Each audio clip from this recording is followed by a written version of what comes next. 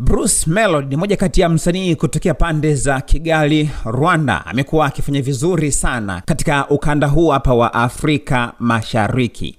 Na utakumbuka pia alishawahi kufanya kazi na Harmonize ambayo inafahamika kama Zanzibar, moja kati ya kazi pia ambayo ilifanya vizuri sana. Lakini pia msanii mwingine ambaye alifanikiwa kufanya naye kazi ni pamoja na Bahati kutokea pande za Kenya katika kazi ambayo ilipewa jina la Diana, miongoni mwa kazi pia ambayo ilifanya vizuri sana.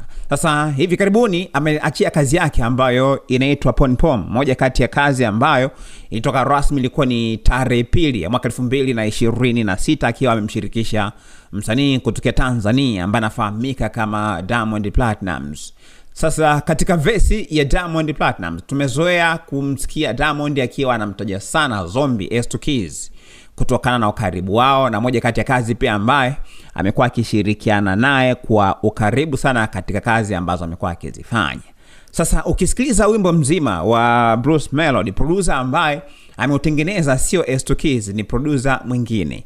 Lakini kwenye verse Diamond amekuwa akisikika pia akimtaja Zombi S2 Keys, na kitu ambacho kimepelekea maswali mengi sana kwa watu wengi wakidai kwamba ni kwa nini Diamond Platnumz amtaje Zombi S2 Keys kama producer ambaye ametayarisha wimbo huo, licha ya kwamba sio yeye ambaye amehusika kutayarisha wimbo huo.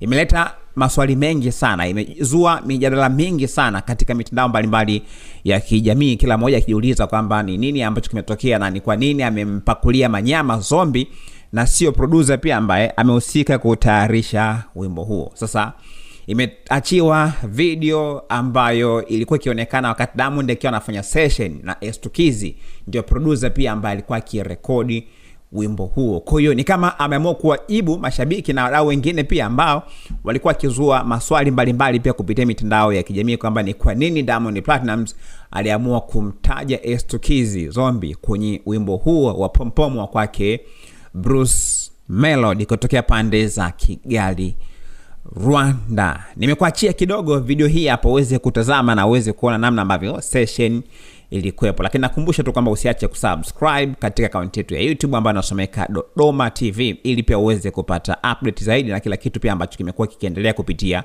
kwenye mitandao yetu mbalimbali ya kijamii. Peace. Señorita, bueno, mamacita, bueno, señorita.